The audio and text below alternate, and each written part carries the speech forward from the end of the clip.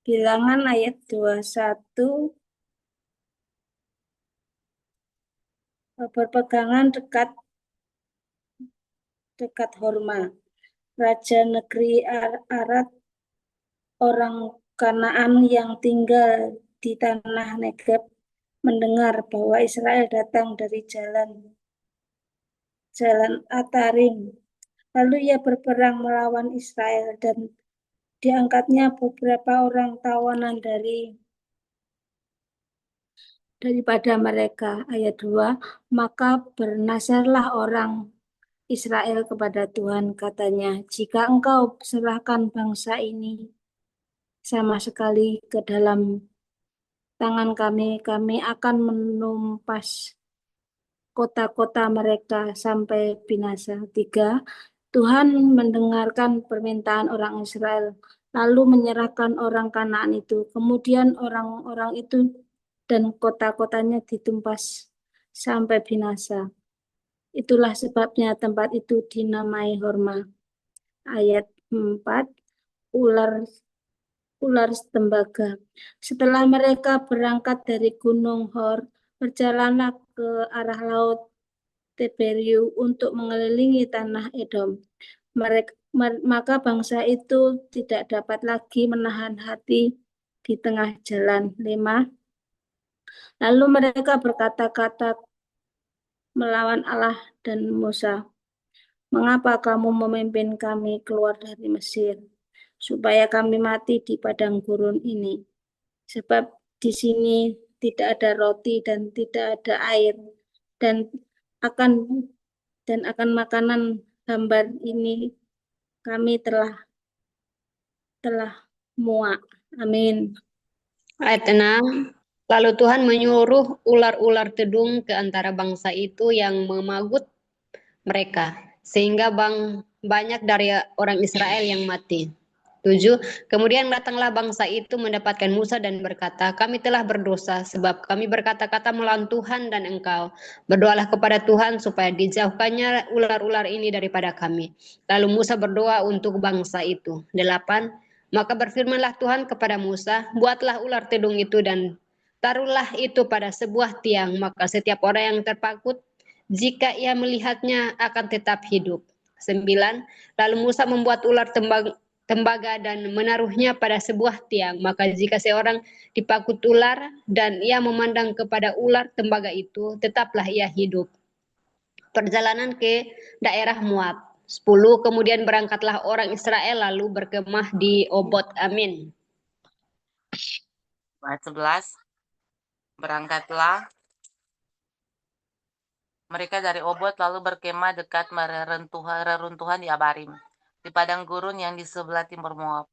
Dari situ berangkatlah mereka lalu berkemah di lembah Zeret. Dari situ berangkatlah mereka lalu berkemah di seberang sungai Arnon, yang di padang gurun dan yang keluar dari daerah orang Amori. Sebab sungai Arnon ialah batas Moab, di antara orang Moab dan orang Amori. Itulah sebabnya dikatakan dalam kitab peperangan Tuhan, Waheb di Sufa dan lembah-lembah ke sungai Arnon. Dan lereng lembah-lembah, lereng itu terbentang ke tempat di mana terletak kota Ar dan bersandar pada batas daerah Moab. Amin. Ayat 16, dari sana mereka ke Beer, inilah sumur di mana Tuhan berfirman kepada Musa, kumpulkanlah bangsa itu, maka aku akan memberikan air kepada mereka. Pada waktu itu orang Israel menyanyikan nyanyian ini, berbual-buallah hai sumur. Mari kita bernyanyi-nyanyi berbalas-balasan karena sumur yang digali oleh raja-raja, yang dikorek oleh kaum bangsawan di antara bangsa itu dengan tongkat-tongkat kerajaan, dengan tongkat-tongkat mereka, dan dari padang gurun mereka ke Matana, dari Matana ke Nahalil, dan dari Nahanil ke Barnot, dari Bamot ke lembah yang di daerah Moab, dekat puncak gunung Pisga, yang menghadap padang belantara. Amin. Peperangan melawan Sihon, Raja Hesibon. 21. Kemudian orang Israel mengirim utusan kepada Sihon, Raja orang Amori dengan pesan, 22. Izinkanlah kami melalui negerimu. Kami tidak akan menyimpang masuk ke ladang-ladang dan kebun-kebun anggurmu. Kami tidak akan minum air sumurmu. Di jalan besar saja kami akan berjalan sampai kami melalui batas daerahmu. 23. Tetapi Sihon tidak mengizinkan orang Israel berjalan melalui daerahnya. Bahkan ia mengumpulkan seluruh laskarnya, lalu keluar ke padang gurun menghadap orang Israel. Dan sesampainya di Yahas, berperanglah ia melawan orang Israel. 24. Tetapi orang Israel mengalahkan dia dengan mata pedang dan menduduki negerinya dari sungai Arnon sampai ke sungai Yabok, sampai kepada Bani Amon. Sebab batas daerah Bani Amon itu kuat. 25. Dan orang Israel merebut segala kota itu. Lalu menetaplah mereka di segala kota orang Amori, di Hesibon, dan segala anak kotanya. Amin. Ayat 26. Sebab Hesibon ialah kota di Aman Sihon, raja orang Amori. Jadi ini tadinya berperang melawan Raja Moab yang lalu dan merebut dari tangannya seluruh negerinya sampai ke sungai Arnon. Itulah sebabnya penyair-penyair berkata, datanglah ke Hesibon, baiklah dibangun dan baiklah diperkuat kota, kediaman Sihon itu. Sebab api keluar dari Hesibon, nyala dari kota kediaman Sihon yang memakamkan habis air Moab, yang berkuasa atas bukit-bukit di sepanjang sungai Arnon. Celakalah engkau ya Moab, binasa engkau ya bangsa Kamos, yang membuat anak-anaknya laki-laki menjadi orang-orang pelarian dan anak-anak perempuannya menjadi tawanan kepada Sihon, raja orang Amori. Kita telah memberi mereka kita telah memperbaiki mereka Hesibon binasa sampai ke Dibon, dan kita menanduskannya sampai ke Nofah, yang berbenteng sampai ke Merdeba. Amin. Peperangan melawan Og, Raja Basan. 31. Demikianlah orang Israel diam di negeri Amori. 32. Setelah Musa menyuruh orang mengintai kota Yezer, mereka merebut segala anak kota Yezer dan menghalau orang-orang Amori yang ada di situ. 33. Kemudian berpalinglah mereka dan maju ke arah Basan. Lalu Og, Raja Basan, beserta segala rakyatnya maju ke Edrei menjumpai mereka untuk berperang. 34. Tetapi Tuhan berfirman kepada Musa, janganlah takut kepadanya, sebab aku menyerahkan dia dengan seluruh rakyatnya dan negerinya ke dalam tanganmu, dan haruslah kau lakukan kepadanya, seperti yang kau lakukan kepada Sihon, orang Amori, yang diam di Hesbon. 35. Maka mereka mengalahkan dia dan anak-anaknya dan seluruh rakyatnya, sehingga seorang pun dari mereka tidak ada yang dibiarkan terlepas, lalu mereka menduduki negerinya. Amin. Silakan Renti. Bilangan 22 ayat 1 sampai 5. 2 ayat 1. Kemudian berangkatlah orang Israel dan berkemah di dataran Moab, di daerah seberang sungai Yordan dekat Yeriko. Balak memanggil Bileam. Ayat 2. Balak bin Zippor melihat yang dilakukan Israel kepada orang Amori. Ayat 3. Maka sangat gentarlah orang Moab terhadap bangsa itu karena jumlahnya banyak. Lalu Moab dan takutlah orang Moab karena orang Israel. 4. Lalu berkatalah orang Moab kepada para tua-tua Madian, tentu saja laskar besar itu akan membabat habis segala sesuatu yang dikelilingi kita, seperti lembu membabat habis tumbuh-tumbuhan hijau di padang. Adapun pada waktu itu Bapak bin Zippor menjadi raja Moab. Ayat 5. Raja ini mengirim utusan kepada Bileam bin Beor ke Petor yang di tepi sungai Efrat, ke negeri teman-teman sebangsanya, untuk memanggil dia dengan pesan, ketahuilah ada suatu bangsa keluar dari Mesir, sungguh sampai tertutup permukaan bumi olehnya, dan mereka sedang berkemah di depanku. Amin.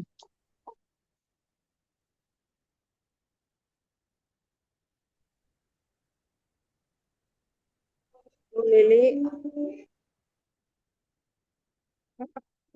Karena itu datanglah dan kutuk bangsa itu bagiku, sebab mereka lebih kuat daripadaku.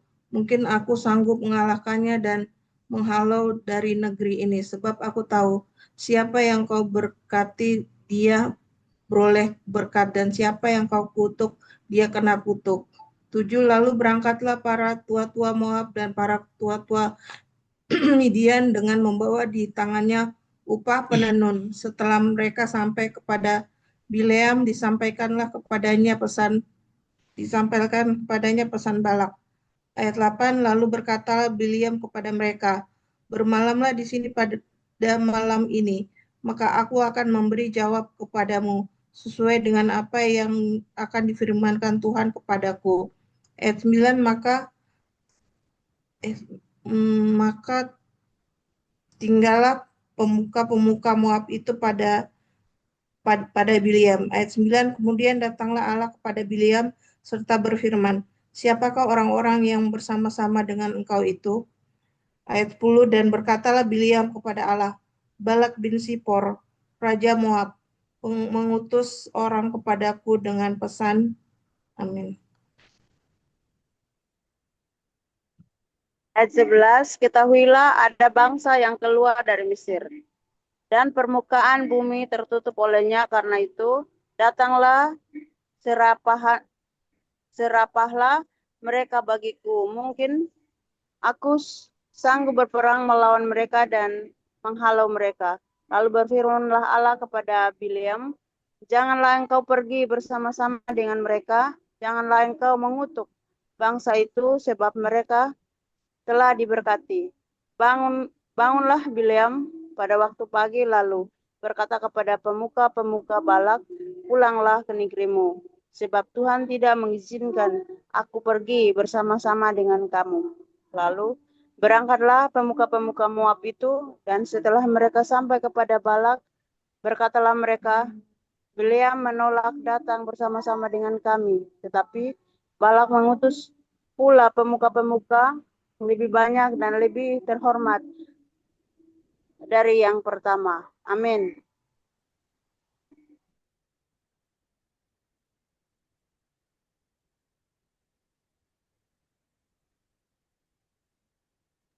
Ada Bu Maria, Bu Maria Gunting. Aku ayat 16 ya. Ya, Bu.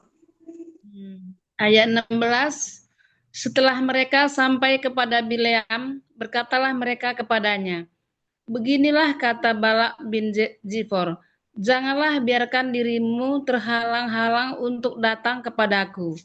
Ayat 17, sebab aku akan memberi upahmu sangat banyak, dan apapun yang kau minta daripadaku, aku akan mengabulkannya.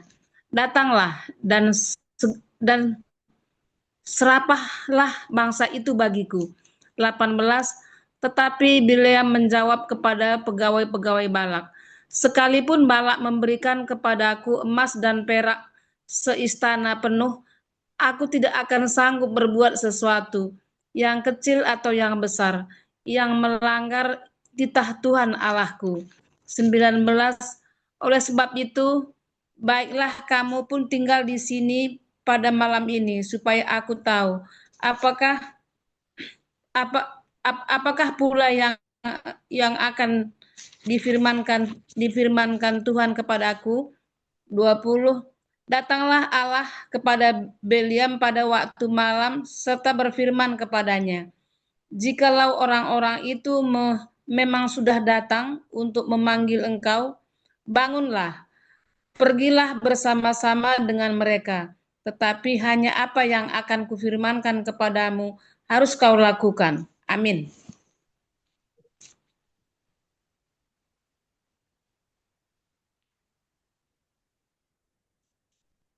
Bu Tika ya. Sorry. Ayat 21, keledai Bileam dan malaikat Tuhan. 21, lalu bangunlah Bileam pada waktu pagi, dipelaniannya lah keledainya yang betina, dan pergi bersama-sama dengan pemuka-pemuka Moab. 22, tetapi bangkitlah murka Allah ketika ia pergi, dan berdirilah malaikat Tuhan di jalan sebagai lawannya. Bilemia mengendarai keledainya yang betina dan 2 orang bujangnya ada bersama-sama dengan dia. 23. Ketika keledai itu melihat malaikat Tuhan berdiri di jalan dengan pedang terhunus di tangannya, menyimpanglah keledai itu dari jalan dan masuk ke ladang. Maka Bileam memukul keledai itu untuk memalingkan kembali ke jalan. 24. Kemudian pergilah malaikat Tuhan berdiri pada jalan yang sempit di antara kebun-kebun anggur dengan tembok sebelah menyebelah. 25. Ketika keledai itu melihat malaikat Tuhan, ditekannya lah dirinya kepada tembok sehingga kaki Bileam terhimpit kepada tembok, maka ia memukulnya pula. Amin. 26.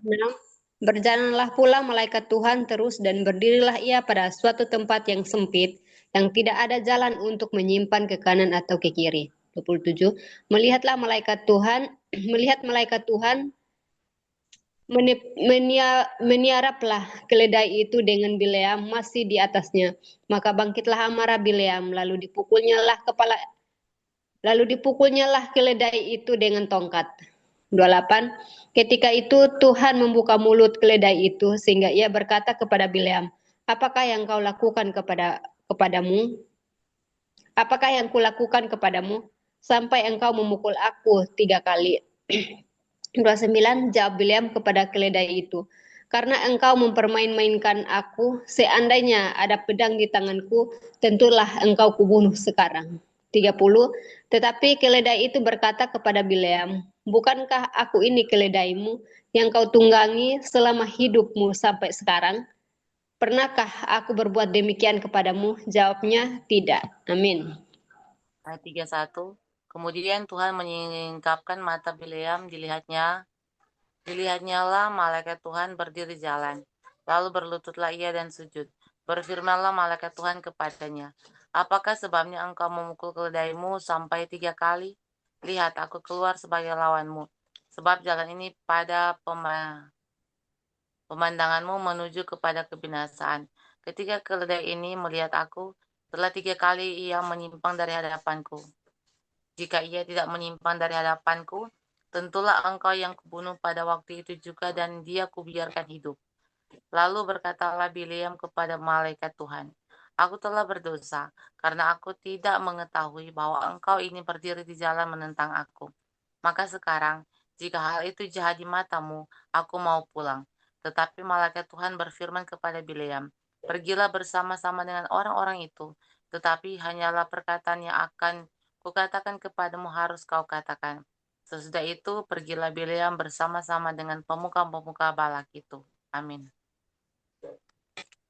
Balak meminta Bileam untuk mengutuk Israel. 36. Ketika Balak mendengar bahwa Bileam datang, keluarlah ia menyongsong dia sampai ke kota Moab di perbatasan sungai Arnon, pada ujung perbatasan itu. 37. Dan berkatalah Balak kepada Bileam, bukankah aku sudah mengutus orang memanggil engkau? Mengapakah engkau tidak hendak datang kepadaku? Sungguhkah tidak sanggup aku memberi upahmu? 38. Tetapi berkatalah Bileam kepada Balak, ini aku sudah datang kepadamu sekarang. Tetapi akan mungkinkah aku dapat mengatakan apa-apa? Perkataan yang akan ditaruh Allah ke dalam mulutku, itulah yang akan kukatakan. 39. Lalu pergilah Bileam bersama-sama dengan Balak dan sampailah mereka ke Kiryat Huzrot. 40. Balak mengorbankan beberapa ekor lembu sapi dan kambing domba dan mengirimkan sebagian kepada Bileam dan kepada pemuka-pemuka yang bersama-sama dengan dia. Amin. Lanjut sampai 31, Bu. Oh, pasal 1 ya. Bu. Oke. Ya. Keesokan harinya Balak mengambil Bileam dan membawa dia mendaki Bukit Baal. Dari situ dilihatnya bagian yang paling ujung dari bangsa Israel. Amin. Pasal 23. Bilangan pasal 23 ayat 1. Lalu berkatalah Bileam kepada Balak, dirikanlah bagiku di sini 7 mezbah dan siapkanlah bagiku di sini 7 ekor lembu jantan dan 7 ekor lembu domba jantan. 2. Balak melakukan seperti yang dikatakan Bileam. Maka Balak dan Bileam mempersembahkan seekor lembu jantan dan seekor domba jantan di atas setiap mezbah itu. 3. Sesudah itu berkatalah Bileam kepada Balak, berdirilah di samping korban bakaranmu, tetapi aku ini hendak pergi. Mungkin Tuhan akan datang menemui aku, dan perkataan apapun yang dinyatakannya kepadaku akan kuberitahukan kepadamu. Lalu pergilah ia ke atas sebuah bukit yang gundul. Bileam memberkati Israel. Ayat 4. Maka Allah menemui Bileam, lalu Bileam berkata kepadanya, ketujuh mezbah itu telah kuatur, dan kupersembahkan seekor lembu jantan dan seekor domba jantan di atas setiap mezbah. 5.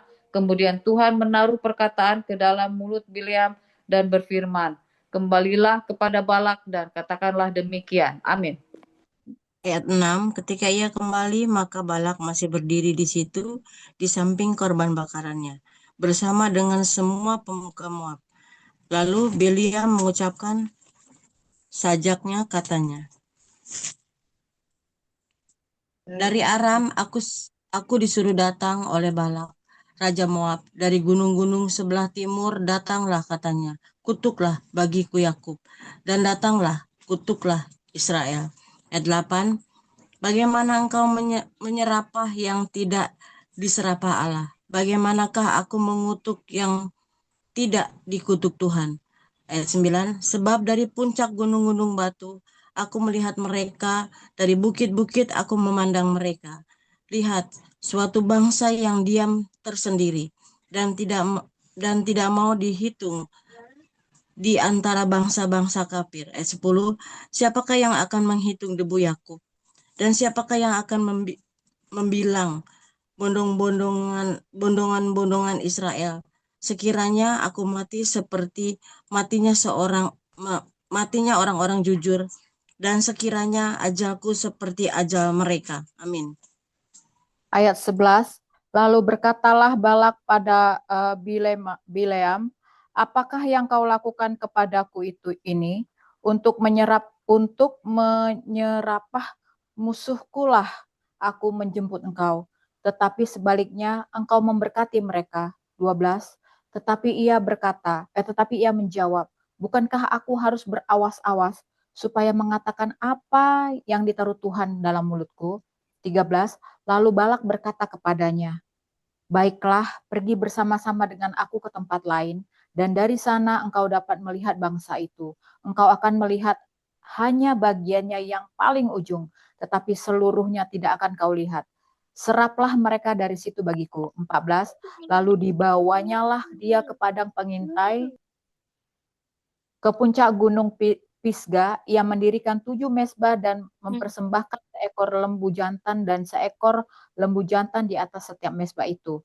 15, kemudian berkatalah ia kepada Balak, berdirilah di sini di samping korban bakaranmu, sedang aku hendak bertemu dengan Tuhan di situ. Amin. Ayat 16, lalu Tuhan menemui Bileam dan menaruh perkataan ke dalam mulutnya dan berfirman, kembalilah kepada Balak dan katakanlah demikian. Ayat 17, ketika ia sampai kepadanya, Balak masih berdiri di samping korban bakarannya bersama-sama dengan pemuka-pemuka Moab. Berkatalah Balak kepadanya, apakah yang difirmankan Tuhan? Ayat 18, lalu diucapkannya lah sajaknya, katanya, bangunlah hai Balak dan dengarlah, pasanglah telingamu mendengarkan aku, ya anak Zippor. 19, Allah bukanlah manusia sehingga ia berdusta, bukan anak manusia sehingga ia menyesal. Masakan ia berfirman dan tidak melakukannya, atau berbicara dan tidak menepatinya? Ayat 20, ketahuilah, aku mendapat perintah untuk memberkati, dan apabila dia memberkati, maka aku tidak dapat membalikkannya. Amin. 21, tidak ada ditengok kepincangan di antara keturunan Yakub, dan tidak ada dilihat kesukaran di antara orang Israel. Tuhan Allah mereka menyertai mereka, dan sorak-sorai karena raja ada di antara mereka. 22, Allah yang membawa mereka keluar dari Mesir adalah bagi mereka seperti tanduk kekuatan lembu hutan. 23, sebab tidak ada mantra yang mempan terhadap Yakub, ataupun tenun yang mempan terhadap Israel. Pada waktunya akan dikatakan kepada Yakub, begitu pula kepada Israel keajaiban yang diperbuat Allah. 24 lihat suatu bangsa yang bangkit seperti singa betina, yang berdiri tegak seperti singa jantan, yang tidak membaringkan dirinya sebelum ia memakan mangsanya dan meminum darah dari yang mati dibunuhnya. 25 lalu berkatalah Balak kepada Bileam, jika sekali-kali tidak mau engkau menyerapah mereka, janganlah sekali-sekali memberkatinya. Amin. Ayat 26, tetapi Bileam menjawab Balak, bukanlah telah kukatakan kepadamu, segala yang akan difirmankan Tuhan itulah yang akan dilakukan. Kemudian berkatalah Balak kepada Bileam, marilah, aku akan membawa engkau ke tempat lain. Mungkin benar di mata Allah bahwa engkau menyerapah mereka bagiku dari tempat itu. Lalu Balak membawa Bileam ke puncak gunung Peor yang menghadap padang belantara. Berkatalah Bileam kepada Balak, dirikanlah bagiku di sini 7 mezbah, dan siapakah di sini bagiku 7, dan siapkanlah di sini bagiku 7 ekor lembu jantan dan 7 ekor domba betina. Lalu Balak melakukan seperti yang dikatakan Bileam, maka ia mempersembahkan seekor lembu jantan dan seekor domba jantan di atas setiap mezbah itu. Amin. Kita lanjut ke Yohanes ya, Bu.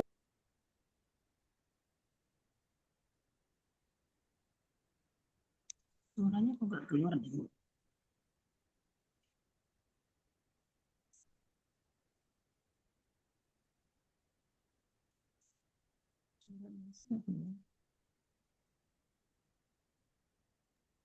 Ayo Bu Marina, Yohanes 9 ayat 1 sampai 5.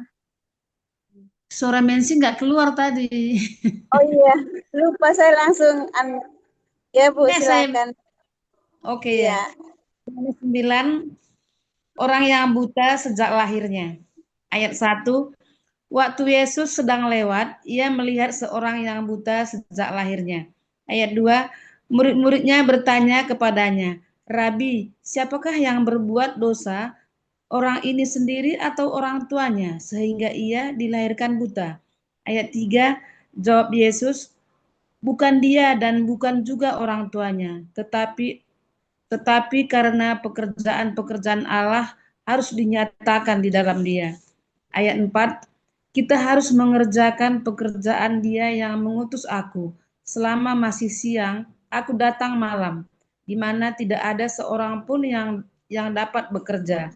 Ayat 5, selama aku di dalam dunia, akulah terang dunia. Amin.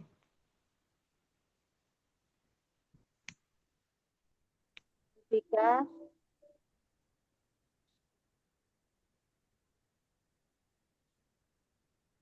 silakan Bu, ayat 6. Ayat 6. Setelah ia mengatakan semuanya itu, ia meludah ke tanah dan mengaduk ludahnya itu dengan tanah, lalu mengoleskannya pada mata orang tadi dan berkata kepadanya, pergilah, basuhlah dirimu dalam kolam Siloam. Siloam artinya yang diutus. Maka pergilah orang itu. Ia membasuh dirinya lalu kembali dengan matanya sudah melek. Tetapi tetangga-tetangganya dan mereka yang dahulu mengenalnya sebagai pengemis berkata, bukankah dia ini yang selalu mengemis? 9, ada yang berkata, benar, dialah ini. Ada pula yang berkata, bukan, tetapi ia serupa dengan dia. Orang itu sendiri berkata, benar, akulah itu.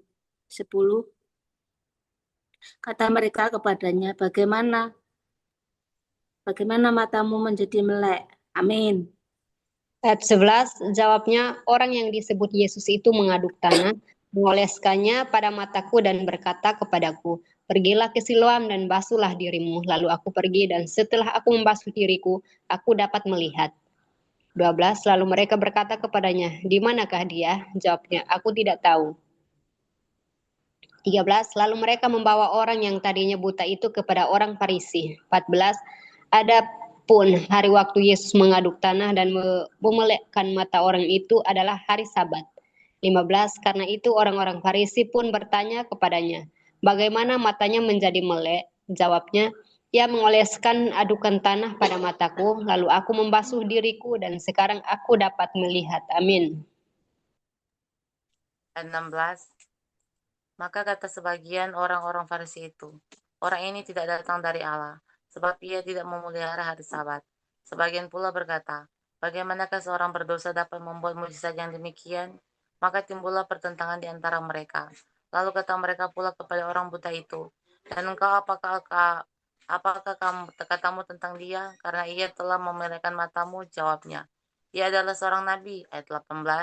Tetapi orang-orang Yahudi itu tidak percaya bahwa tadinya ia buta dan baru dapat melihat lagi, sampai mereka memanggil orang tuanya dan bertanya kepada mereka, inikah anakmu yang kamu katakan bahwa ia lahir buta? Kalau begitu bagaimanakah ia sekarang dapat melihat? 20. Jawab orang tua itu, yang kami tahu ialah bahwa dia ini anak kami dan bahwa ia lahir buta. Amin.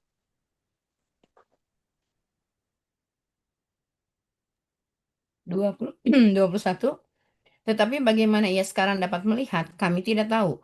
Dan siapa yang memelekkan matanya, kami tidak tahu juga. Tanyakanlah kepadanya sendiri, ia sudah dewasa, ia dapat berkata-kata untuk dirinya sendiri. 22.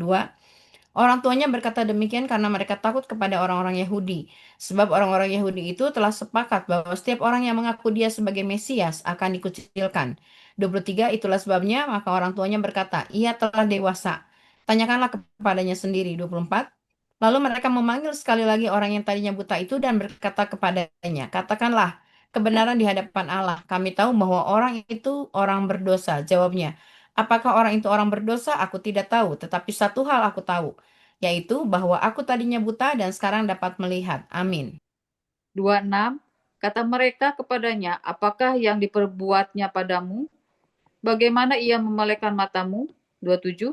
Jawabnya, telah kukatakan kepadamu dan kamu tidak mendengarkannya. Mengapa kamu hendak mendengarkannya lagi? Barangkali kamu mau menjadi muridnya juga. 28. Sambil mengejek mereka berkata kepadanya, engkau murid orang itu, tetapi kami murid-murid Musa. 29. Kami tahu bahwa Allah telah berfirman kepada Musa, tetapi tentang dia itu kami tidak tahu dari mana ia datang. 30. Jawab orang itu kepada mereka, aneh juga bahwa kamu tidak tahu dari mana ia datang, sedangkan ia telah memelekkan matamu. Amin.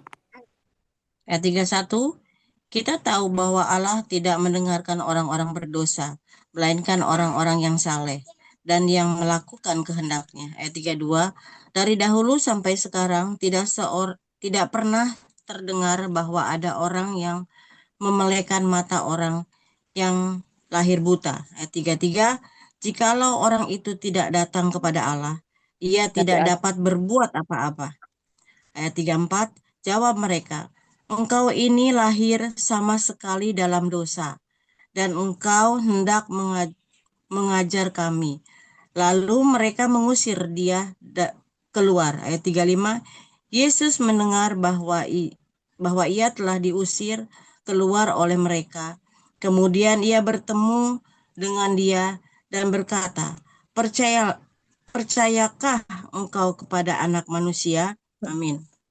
36, jawabnya, siapakah dia Tuhan, supaya aku percaya kepadanya? 37, kata Yesus kepadanya, engkau bukan saja melihat dia, tetapi dia yang sedang berkata-kata dengan engkau, dialah itu. 38, katanya, aku percaya Tuhan, lalu ia sujud menyembahnya. 39, kata Yesus, aku datang ke dalam dunia untuk menghakimi, supaya barang siapa yang tidak melihat, dapat melihat, dan supaya barang siapa yang dapat melihat, menjadi buta.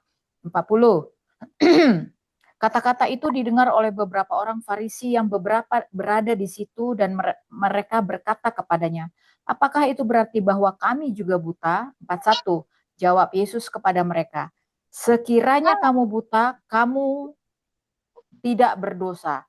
Tetapi karena kamu berkata, kami melihat, maka tetaplah berdosa. Amin. Tetaplah dosamu. Maka tetaplah dosamu. Yohanes 10 ayat 1. Gembala yang baik, aku berkata kepadamu, sesungguhnya siapa yang masuk ke dalam kandang domba dengan tidak melalui pintu, tetapi dengan memanjat tembok, ia adalah seorang pencuri dan seorang perampok. Ayat 2. Tetapi siapa yang masuk melalui pintu, ia adalah gembala domba. Ayat 3. Untuk dia penjaga membuka pintu, dan domba-domba mendengarkan suaranya, dan ia memanggil domba-dombanya masing-masing menurut namanya dan menuntunnya keluar. Ayat 4. Jika semua dombanya telah dibawanya keluar, ia berjalan di depan mereka dan domba-domba itu mengikuti dia, karena mereka mengenal suaranya. Ayat 5. Tetapi seorang asing pasti tidak mereka ikuti, malah mereka lari daripadanya, karena suara orang-orang tidak mereka kenal. Amin.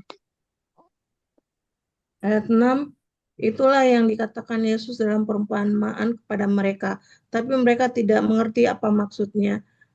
Ia berkata demikian kepada mereka. 7, maka kata Yesus kepadanya sekali lagi, aku berkata kepadamu, sesungguhnya akulah pintu ke domba-domba itu. 8, semua orang yang datang sebelum aku adalah pencuri dan perampok, dan domba-domba itu tidak mendengarkan mereka. 9, akulah pintu. Barang siapa masuk melalui aku, ia akan selamat dan ia akan masuk dan keluar dan menemukan padang rumput. Ayat 10, pencuri datang hanya untuk mencuri dan membunuh dan membinasakan. Aku datang supaya mereka mempunyai hidup dan mempunyainya dalam segala kelimpahan. Amin. Yes, amin. Ayat 11, akulah gembala yang baik. Gembala yang baik memberikan nyawanya bagi domba-dombanya. Sedangkan seorang upahan yang bukan gembala dan yang bukan pemilik domba-domba itu sendiri, ketika melihat serigala datang, meninggalkan domba-domba itu lalu lari, sehingga serigala itu menerkam dan mencerai-beraikan domba-domba itu. Ia lari karena ia seorang upahan dan tidak memperhatikan domba-domba itu. Akulah gembala yang baik dan aku mengenal domba-dombaku dan domba-dombaku mengenal aku. Sama seperti Bapa mengenal aku dan aku mengenal Bapa, dan aku memberikan nyawaku bagi domba-dombaku. Amin. Aku ya, Men. Ya. Oh, ya udah ya. Ayat 16 ya. Ada lagi padaku domba-domba lain yang bukan dari kandang ini. Domba-domba itu harus kutuntun juga, dan mereka akan mendengarkan suaraku, dan mereka akan menjadi satu kawanan dengan satu gembala. 17. Bapa mengasihi aku, oleh karena aku memberikan nyawaku untuk menerimanya kembali. 18.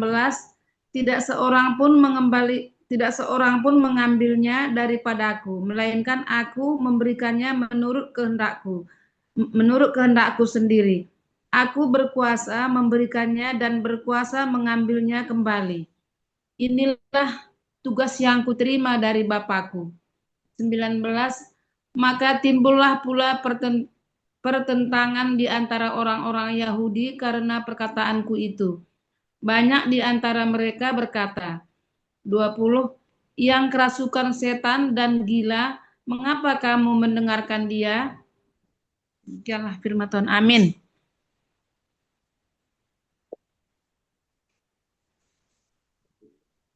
Ya. Saya ya. Ya.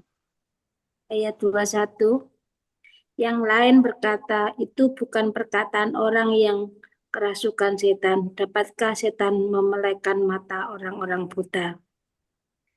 Yesus ditolak oleh orang Yahudi. Ayat 22. Tetapi tidak lama lagi kemudian tibalah hari raya pentabisan bait Allah di Yerusalem. Ketika itu musim dingin. 23. Dan Yesus berjalan di bait Allah diseram di Salomo. 24. Maka orang-orang Yahudi mengelilingi dia dan berkata kepadanya, berapa lama lagi engkau membiarkan kami hidup dalam kebimbangan? Jikalau engkau Mesias, katakanlah terus terang kepada kami. Ayat 25. Yesus menjawab mereka, aku telah mengatakan kepada kamu, tetapi kamu tidak percaya. Pekerjaan-pekerjaan yang kulakukan dalam nama Bapakku, itulah yang memberikan kesaksian tentang aku. Ayat 26. 26. Oh, iya. Tetapi kamu tidak percaya karena kamu tidak termasuk domba-dombaku.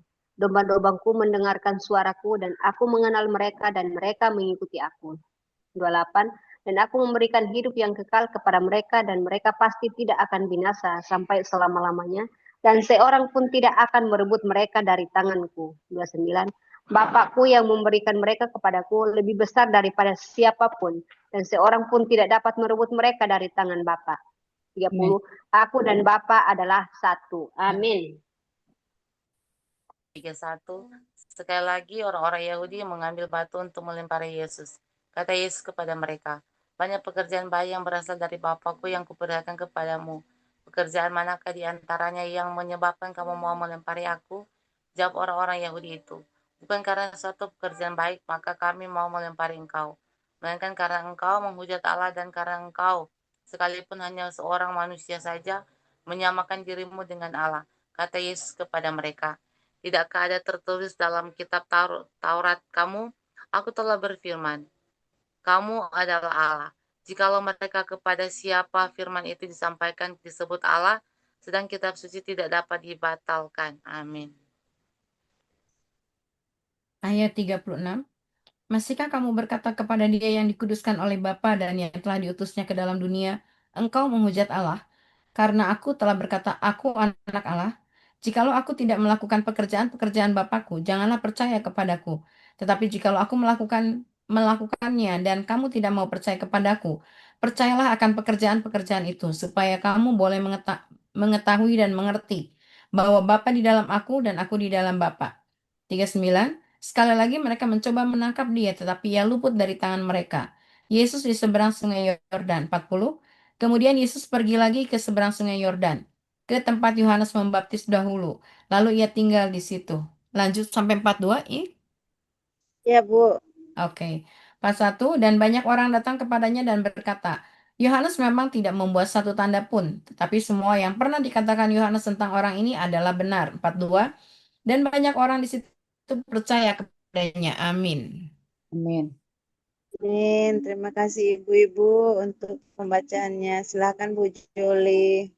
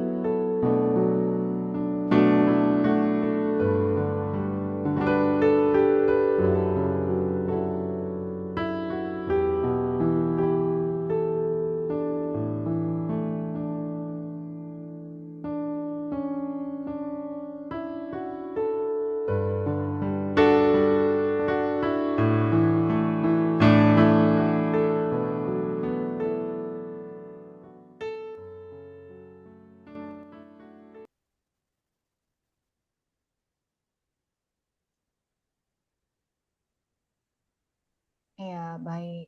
Ibu Mensi.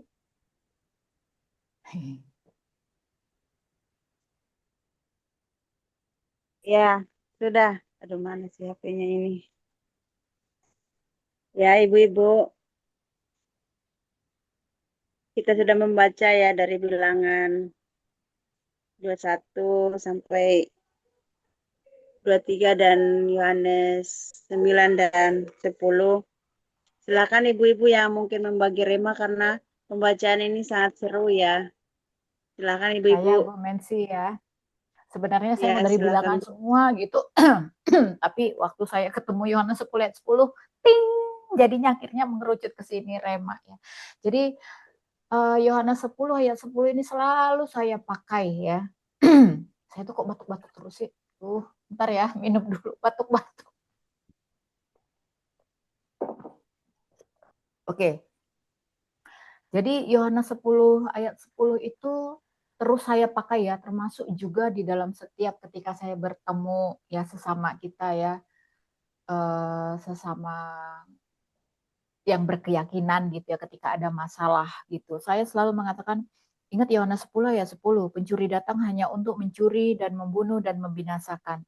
Aku datang supaya mereka mempunyai hidup dan mempunyainya dalam segala kelimpahan. Karena inilah selalu yang juga saya jadikan patokan di dalam hidup saya ya. Contoh begini, ketika saya ada merasakan satu yang nggak enak nih di dalam perasaan saya, baik tentang seseorang, ya, baik juga dengan suami saya atau dengan siapa aja lah ya, pokoknya yang namanya manusia gitu. Saya kemudian ingat ayat ini, bahwa pencuri itu datang untuk mencuri, Jol. Ingat, itu si jahat tuh mau mencuri rasa sukacitamu, membuat kamu overthinking, berpikir yang tidak-tidak tentang seseorang. Karena dia mau mencuri dan mau membinasakan, misalnya gitu ya, membinasakan kesenanganmu, kebahagiaanmu. Jadi kamu dibuat sebel, marah, kecewa, sedih, menuntut dan bla bla bla. Nah, ini selalu saya pakai supaya apa? Oh iya, betul. Jadi kenapa kok aku larut ya ke arah sana? Aku tahu ini pekerjaan si iblis dalam nama Tuhan Yesus. Kemudian saya ingat bahwa aku datang supaya mereka itu saya ganti. Aku datang, Yesus datang supaya aku mempunyai hidup dan mempunyainya dalam segala kelimpahannya. Di sini, makanya ketika saya sudah merasakan satu perasaan yang tidak enak, saya tahu ini pekerjaan si curi yang berusaha mencuri, membunuh, dan membinasakan rasa sukacita, damai, sejahtera saya. Maka saya harus kembali nih, saya harus ingat kembali kepada Tuhan ya, yang memberikan saya hidup, yang memberikan saya sukacita, yang memberikan kelimpahan-kelimpahan. Dalam hal ini kan bukan hanya soal materi aja ya, tapi kelimpahan di sini juga termasuk kelimpahan sukacita, kelimpahan rasa anugerah, kelimpahan bahagia, kelimpahan rasa yang menyenangkan gitu ya, yang positif-positif. Nah, selalu saya bilang gini, maka ketika saya sudah punya perasaan itu, saya selalu datang pada Tuhan, minta Tuhan tarik, cabut, enyahkan semua hal-hal negatif yang ada di kepala ini, supaya itu tidak menjadi benalu untuk saya. Saya mengundang Tuhan untuk datang. Penuhi aku Tuhan dengan roh-Mu yang hidup itu. Gitu ya. Jadi ini luar biasa ibu-ibu nih. Yohanes 10 ayat 10 ya. Itu jadi ini saya selalu. Jadi akhirnya menjadi prinsip saya kalau sudah mulai aneh-aneh pikiran ini. Karena nggak boleh pikiran negatif. Saya harus berpikir Kristus, berpikir positif terhadap setiap orang. Itu aja, termasuk ya bukan hanya setiap orang ya, termasuk respon ya, bagaimana meresponi terhadap setiap masalah, situasi, dan apapun yang kita hadapi. Itu aja Bu Mensi, thank you. Maaf banyak kali aku ngomong. Ya Bu, benar Bu, seperti itu. Saya juga mungkin sama kayak Bu Juli ya. Jadi ayat ini selalu saya ingat sih Bu. Dan ini menjadi patokan juga setiap hari. Silakan ibu-ibu yang lain, mungkin Bu Marina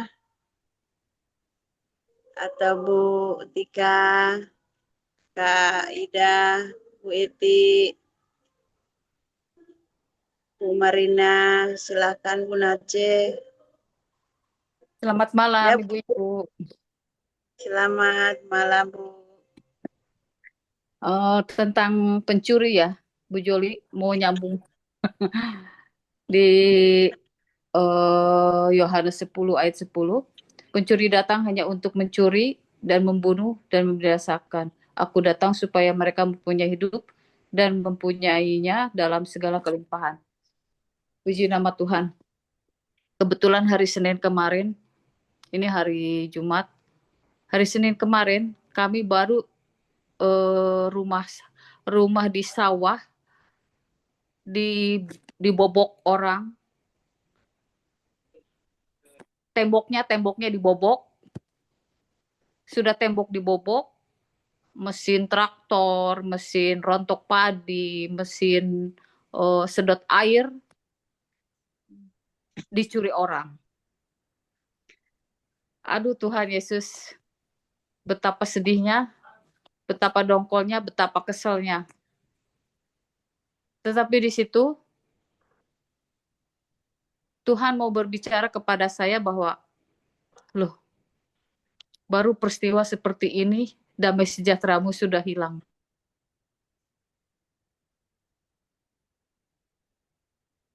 Udah nangis, udah Tuhan, ada apa ini? Kok seperti begini? Luar biasa sekali berkat Tuhan kepada kami sekeluarga. Itu 4 mesin langsung hilang. Waduh. Di 4 mesin itu. Ya, lumayan lah itu harga-harganya. Dari mesin traktor sampai mesin-mesin yang lain. Hati saya dongkol banget. Dongkol banget, saya nangis. Saya nangis, Tuhan ada apa ini, kenapa mereka sampai berbuat begitu. Tapi di dalam firman Tuhan seperti ini kan, pencuri datang hanya untuk mencuri, untuk memuaskan hawa nafsu, untuk memuaskan perut mereka. Ya, namanya orang-orang yang hidup dari hal yang seperti begitu. Aduh Tuhan, di dalam hati saya dikuatkan sama Tuhan bahwa dalam segala perkara Tuhan ada bersama-sama saya. Itulah penghiburan saya yang sejati. Memang suami saya lapor polisi ya di sana ya, lapor polisi, sampai tetangga-tetangga kampung di situ semua datang, tahu semua, sampai pengen tahu seperti apa kejadiannya dan sampai di mana perkaranya, sampai hari ini belum ada titik temu. Dan itu juga saya sudah serahkan Tuhan, pokoknya perkara ini saya serahkan kepada Tuhan, ambil alih semuanya.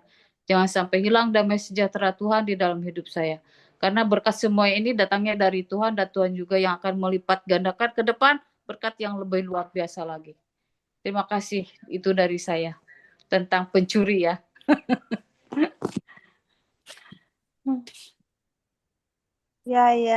Ya Bu Eti, waduh Tuhan. Ya yang sabar ya Bu ya.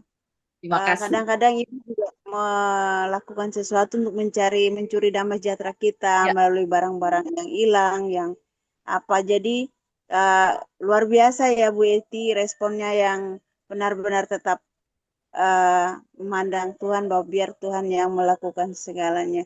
Iya, terima kasih Bu Eti.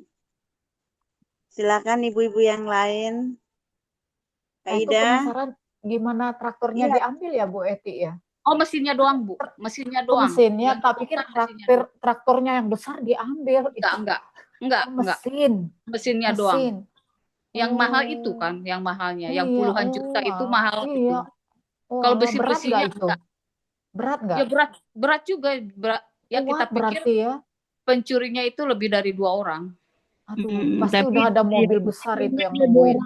3 orang itu ya Bu ya? Ya, bisa. Karena berat-berat semua mesinnya berat. Ya.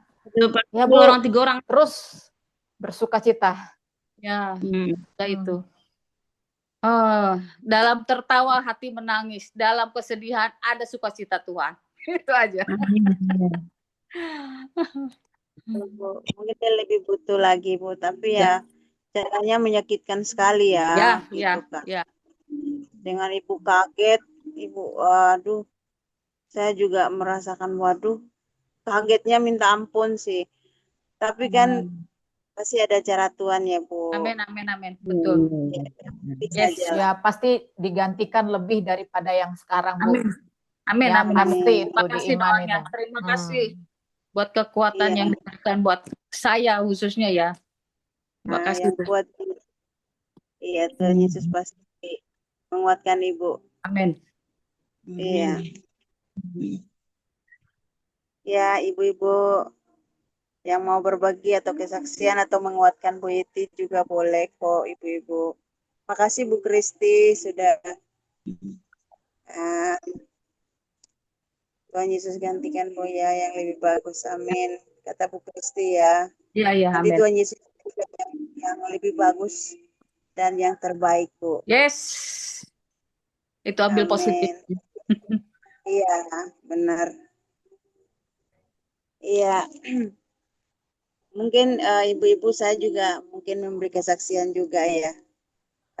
Dari pembacaan bilangan ini saya selama ini kan mengikuti tapi hanya separuh-separuh. Tapi mulai dari pasal 1 sampai pasal 21 ini sampai 23 ya kita baca. Saya sedikit terkagum dengan cara Tuhan gitu kan. Memang di dalamnya bilangan itu saya merasakan ketika membaca kayaknya dada saya itu panas gitu loh. Wow, Tuhan Yesus itu memang benar-benar luar biasa ya. Ya melakukan banyak hal yang mungkin secara manusia ya tidak sanggup, ya kan? Tapi Tuhan membuat melakukan segala perkara seperti membawa bangsa Israel itu dan melakukan hal-hal yang kita sudah baca dari kemarin membuat saya merasa Tuhan, wow, memang benar-benar apa ya dikatakan Tuhan itu kan maha gitu kan. Saya baca di situ maha tinggi, maha yang lebih dari segala-galanya dan apa yang dilakukan itu terjadi menyelamatkan bangsa Israel, membawa bangsa Israel keluar dari tanah Mesir dan membuat banyak mujizat di situ. Akhirnya saya merasakan penyesalan diri. Wow, ternyata Allah kita Allah Israel, Allah Yakub ini luar biasa. Menyesallah kita kalau tidak percaya dan kita berbahagia karena kita memiliki Allah Yakub ya, yang melakukan banyak perkara keajaiban mujizat dalam hidup kita, bukan setiap tahun atau tapi setiap menit, setiap saat. Karena di nafas kehidupan kita itu ada Tuhan gitu. Kadang-kadang kita kurang menyadari, terutama saya ya, saya kurang menyadari kasih Tuhan itu memang sangat luar biasa. Dari kita pembacaan dari tahun lalu yang kita selesaikan sampai selesai dan kita mulai lagi, saya tahun ini baru putaran tahun ini saya merasakan, oh iya ya kalau saya tidak ikut membaca firman dari kejadian sampai kejadian sampai mana ya, sampai Meliaki ya. Saya tidak mengerti dan alur cerita bangsa Israel, banyak cerita mengenai kejatuhan bangsa-bangsa, banyak kejatuhan Adam dan Hawa itu. Saya hanya ikut separuh-separuh kalau di gereja kadang-kadang pendeta khotbah dan kita membaca. Tapi kali ini saya menikmati dan mengingatnya kembali setiap kali pembacaan itu saya, oh iya Tuhan ternyata Engkau memang dahsyat ya. Dan saya akhirnya saya pernah bilang ke Bu Joli saya benar-benar rindu untuk mendengar ulang gitu loh. Jadi dari audio visual itu kan ada ya. Jadi saya putar ulang, saya penasaran masa sih satu pasal saya tidak bisa mendalaminya. Akhirnya saya penasaran dan saya mulai membuka contoh kayak Mazmur, Mazmur plus bilangan ini saya dari bilangan 1 sampai selesai saya putar dan setiap kali saya kerja saya ingat dan mengingatnya kembali. Dan itu memang sesuatu yang kayak kita sekolah begitu kan. Jadi mengingat terus akhirnya. Akhirnya malam ini saya kesaksian seperti itu ibu-ibu. Jadi mungkin karena rindu haus ya lah. Tapi saya, masa sih saya umur segini belum satu pasal belum saya nikmati gitu loh. Saya mau nikmati lah karena itu satu makanan yang luar biasa gitu loh ibu-ibu. Benar. Iya. Ya mungkin saya kesaksian juga ada kakek nenek saya tapi tetangga saya itu umur sudah 90. Waktu saya pulang kampung, saya tanya, nenek baik katanya. Kenapa sampai hari ini masih sehat-sehat saja?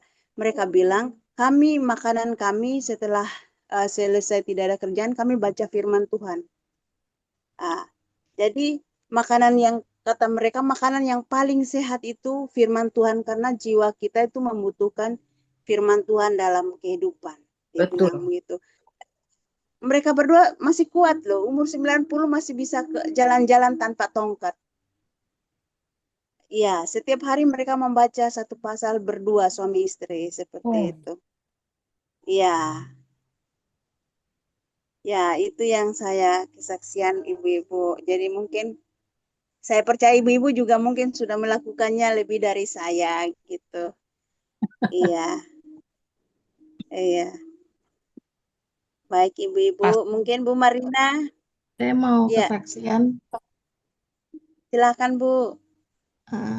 Jadi saya juga kehilangan tanggal 24 Januari. Tapi bukan materi.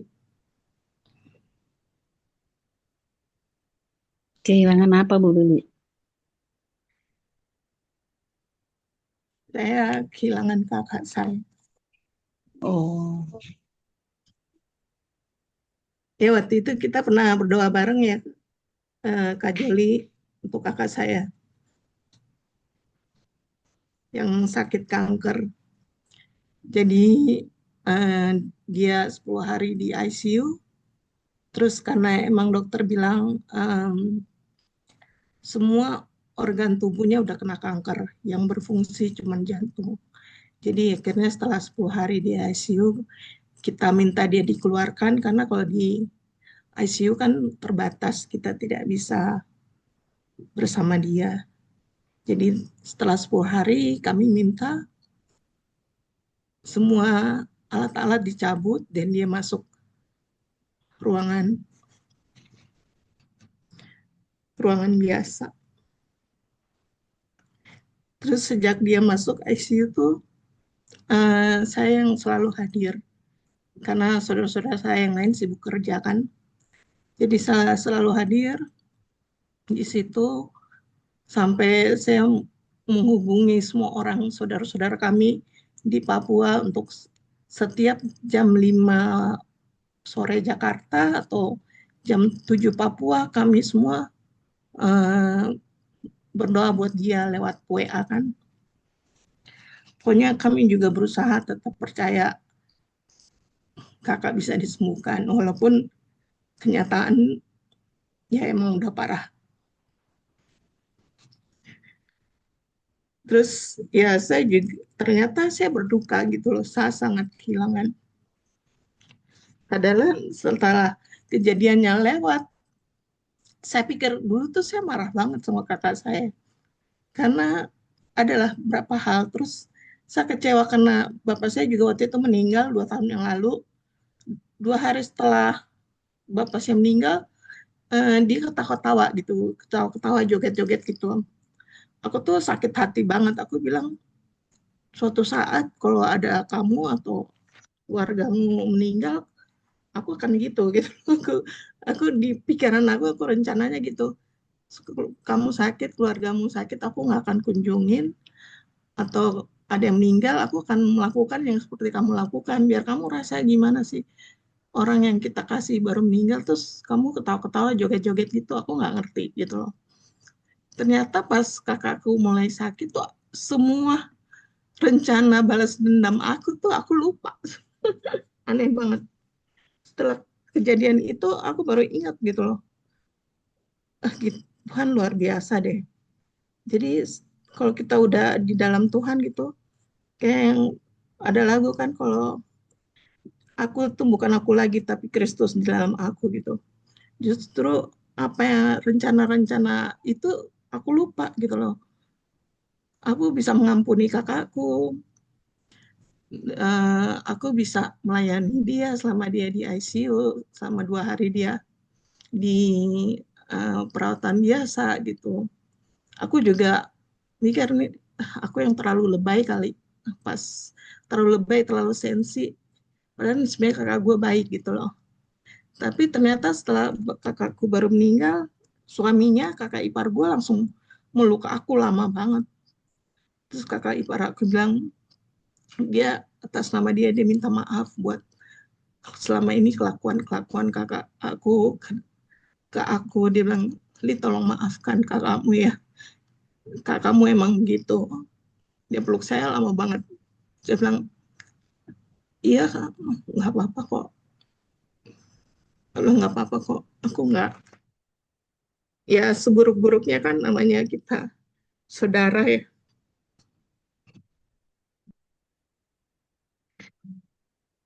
Ya itu aku sih berterima kasih karena Tuhan sudah membuat aku nggak dendam sama kakakku dan aku bisa melayani dia sampai dia menghembuskan napas terakhir, aku bisa di samping dia gitu. Itu aja sih. Ibu Bu Lili turut berduka cita ya. Iya, yang kuat Ya, ya Bu. Mungkin dengan cara itu kan kakak tidak merasakan kesakitan lagi ya. Seperti itu. Dan memang kadang-kadang juga begitu Bu Lili, kadang-kadang kita pengen ya membalas sesuatu ke orang, tapi ketika sakit atau memang hal-hal yang mungkin membuat kita seperti Bu Lili bilang, kita lupa karena di dalam Tuhan tadinya sebentar kita marah emosi, tapi ketika menghadapinya mungkin kita tidak sanggup untuk membalaskan, pasti dibuat Tuhan untuk kita melupakan itu gitu kan. iya benar, Iya, lupa, totally lupa gitu. Setelah lewat, baru aku mikir-mikir, perasaan kemarin gue rencananya mau begini-begini deh. Ternyata itu benar-benar Tuhan bikin lupa. Aku benar-benar nggak ada rasa dendam. Pokoknya cuman ngerasain kasih aja sejak dia sudah sakit sampai 1 tahun. Aku tetap datang ngerawat dia, ngunjungin dia seperti itu. ya. Rasa sayang ibu menutup, pokoknya melupakan semuanya. Rasa kasihan itu yang ada karena dia sakit. Jadi ya begitulah, jadi punya saudara yang kadang-kadang kita merasa marah, emosi, tapi ketika mengalami sakit, kita pasti akan lebih ke mengasihinya. Seperti itu, Bu, ya. Yang kuat ya, Tuhan Yesus pasti menghibur, Bu, ya. Ya, kasih. Iya Bu Lili ya, turut berduka yang kuat. Cuman memang saya nggak nyangka ya, waktu itu kita pernah teleponan ya, Bu Lili ya, Ya. ngasih tahu memang soal kakaknya. Cuman maksud saya nggak menyangka gitu loh bahwa kakaknya itu sudah dipanggil Tuhan. Dan memang yang saya nggak menyangka bahwa ternyata Bu Lili dan kakaknya tuh sama-sama pengidap kanker gitu ya. Iya, sama-sama. Dan luar biasanya Tuhan itu memang sayang sekali sama Bu Lili ya. Kalau kita dengar ya, saya dengar ya perjalanan hidupnya, terutama ya terkait penyakitnya itu ya, yang mulai kanker belakang ini ya, terus yang kemudian kaki itu Kanker ya kalau nggak cervix. salah. Terus kalau nggak salah yang salah diagnosa itu ya Bu ya. Iya. Saya bilang, makanya aduh puji Tuhan, maksud saya puji Tuhan ini bahwa itu tidak terjadi, kanker yang lain itu tidak ada gitu. Makanya saya bilang wow luar biasa ya Bu Lili, betul Tuhan itu sangat sayang sama Bu Lili ya. Artinya benar-benar dipelihara gitu ya. Sampai saat ini kita masih terus ada bisa di sini, ini kan pemeliharaan penyertaan Tuhan itu luar biasa ya. Bisa mendengar suara Bu Lili itu udah merupakan hal yang luar biasa juga gitu ya. Maksudnya di tengah-tengah perjuangannya kan saat ini juga Bu Lili kan sedang ini kan pemulihan juga sebenarnya gitu kan. Iya sebenarnya. Nah seperti itu, makanya luar biasa gitu ya, kita bersama Bu Lili di sini tuh luar biasa banget gitu, bisa mendengar kesaksiannya, karena kesaksiannya Bu Lili kan kesaksian yang sangat menguatkan kita seperti itu. Wah, saya cuman nggak menyangka bahwa kakaknya Bu Lili sudah dipanggil Tuhan seperti itu, dan kami semua turut berduka cita untuk hal tersebut. Tapi kita percaya ya bahwa segala sesuatunya pasti akan kembali kepada penciptanya seperti itu, dan itu sudah yang terbaik ya, artinya sudah tidak sakit lagi, kankernya itu dia sudah sehat lah artinya di sana ya. Di dunia yang lain itu sudah tidak merasa sakit lagi. Iya betul. Semangat Bu Lili ya. Ya, kasih. Iya Bu Lili, benar ya. Bu Lili juga tetap semangat ya Bu, terus menghibur diri dengan membaca firman tiap hari juga menguatkan Bu ya. Iya. Iya ya, sempat down sih karena mikir kenapa mamaku juga meninggal karena kanker. Tahun 97 meninggal karena kanker. Terus sekarang 2026 kakakku meninggal juga karena kanker. Sempat itu banyak penuduhan iblis kayak overthinking atau gimana. Ntar lo juga meninggal karena kanker. Aduh, Iya, berdoa Bu. terus. Aduh, Iya, enggak. iya berarti ya Ibu semangat, tetap semangat. Pokoknya Ibu terus membaca firman, berdoa, dan Yohanes ya 10 ayat 10 Bu Lili. Yohanes 10 ayat 10 tadi. Ingat itu. Iya. Langsung dideklarasikan terus Yohanes 10 ayat 10. Betul. Betul, Bu. Tiap hari deklarasi aja, Bu. Patahkan itu semua karena kita sudah menang di atas kayu salib kok. Segala kutuk, sakit, penyakit semuanya, Bu ya. Iya. Iya, baik Ibu-ibu. Mungkin kita Bu Dede sebelumnya apa ada kesaksian atau memang berbagi rema buat kita, Bu? Sudah lama tidak dengar suara Bu Dede juga ya. Tapi Silakan. saya nggak bisa on cam. Ih, di sini sinyalnya kurang bagus. Iya. Itu Bu Marina open mic. Bu Marina mau share kayaknya. Oh iya, Bu Marina ya. Silakan Bu. Mungkin Bu Marina dulu. Enggak, aku ini aja Bu, pengalamanku hidup aja ya. Iya. Seperti di ayat 30 ini. Aku dan Bapa adalah satu gitu ya. Jadi aku kadang-kadang masih banyak juga deh kelemahanku dalam hidupku sehari-hari. Walaupun sudah membaca firman, tapi kadang-kadang pribadiku dengan firman itu masih jauh deh kadang-kadang yang kurasakan gitu. Cuman aku sering ngeribut dengan hatiku sendiri gitu. Misalnya ada masalahku lah, misalnya masalah pribadi gitu ya. Aku langsung aku yang menjawab, aku yang bertanya gitu. Kalau Tuhan sudah bersama aku, kenapa kok aku begini begitu? Kenapa kok aku masih datang pergumulanku yang nggak bisa aku kendalikan gitu, entah emosiku, entah sentimenku gitu ya. Jadi padahal firman sudah kita baca selalu ya, seperti ayat 30 ini, dalam diriku sudah ada Tuhan Yesus.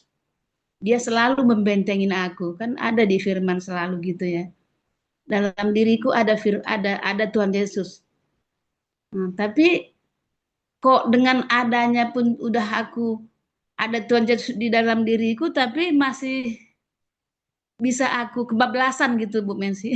Jadi kadang-kadang aku malah bisa kadang-kadang nangis gitu ya. Seperti itu tadi ceritanya si Bu Lili lah gitu ya. Memang kematian itu bukan kita yang menentukan, hanya Tuhan kan ya. Tapi kadang-kadang hidup ini ya kalau kita berbicara dengan sama-sama teman gitu ya, ya sabar gitu ya, sabar. Memang ya hidup ini harus sabar, tapi di balik sabar itu kan ada luka, tapi ada sakit tapi nggak luka gitu. Itu yang kadang-kadang aku rasakan. Ada sakit tapi nggak luka. Terus air mata banyak tapi nggak bisa keluar gitu. Jadi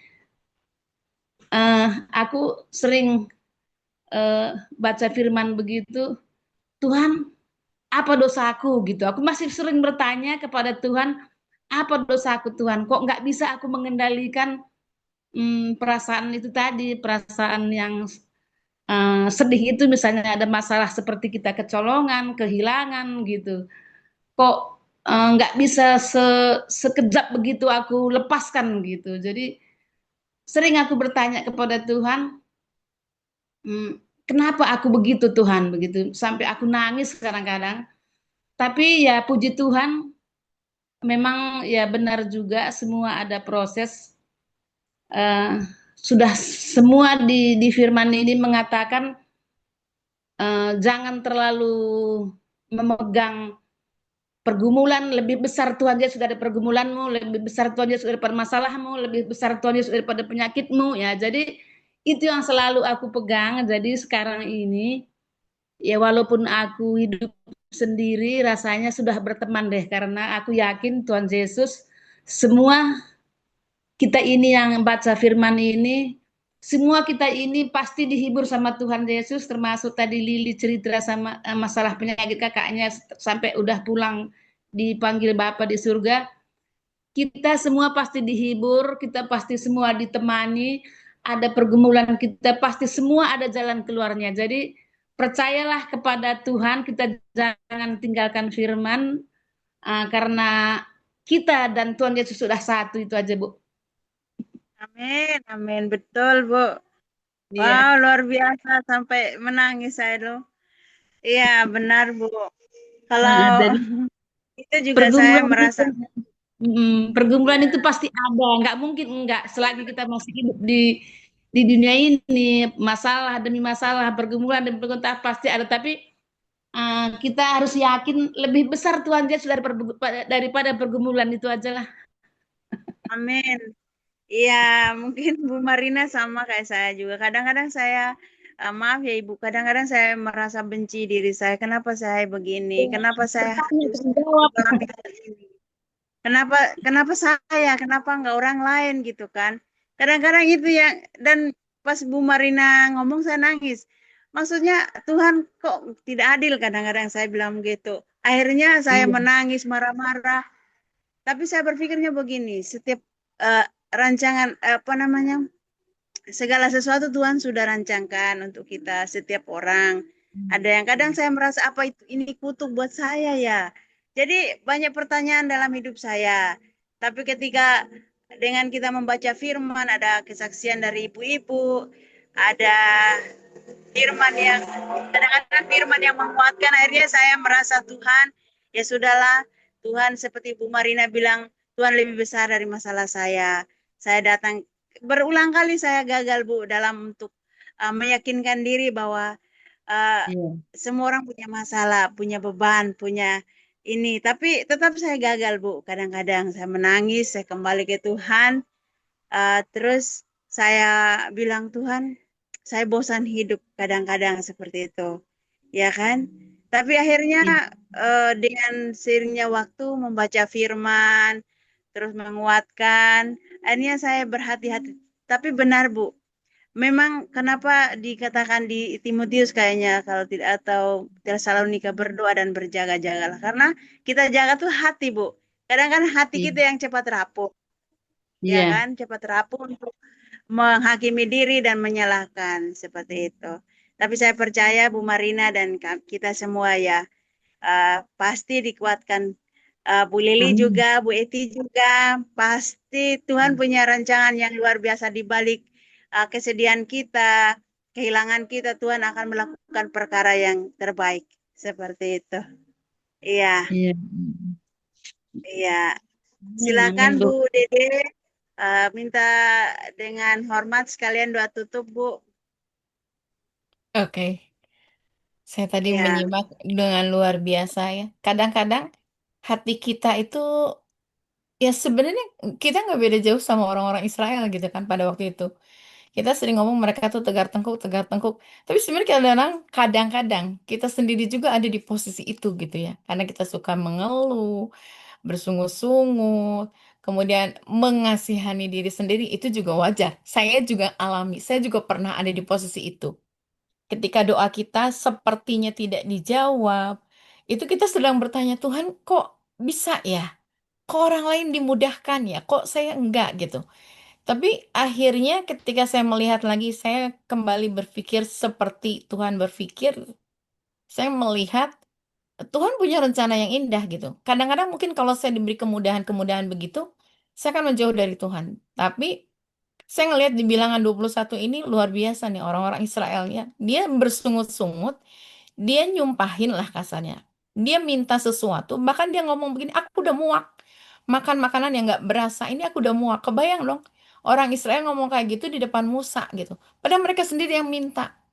Tapi setelah itu Akhirnya Tuhan izinkan orang-orang Israel ini digigit ular tedung gitu kan. Sebenarnya kan kalau misalnya secara ya udahlah mati aja gitu daripada dia menghamiri banyak orang. Tapi di situ pertolongan Tuhan itu datang. Jadi dan dari bacaan bilangan 21 ini saya dapetin satu rema banget dari Tuhan. Kadang-kadang kita mungkin nggak puas dengan pemberian Tuhan dari segala sisi. Terus kita ya mungkin lebih tepatnya lebih ke mengasihani diri. Tapi di balik itu Tuhan kasih solusi. Nah mungkin solusinya bagi kita semua nih saat ini belum bisa lihat gitu. Ya secara ke saya juga mungkin solusinya belum belum saya bisa lihat. Tapi Tuhan pasti akan kasih solusi. Karena ingat ya kan, pencobaan-pencobaan yang kamu alami adalah pencobaan biasa dan ketika kamu dicobai Tuhan akan memberikan kepada kamu jalan keluar.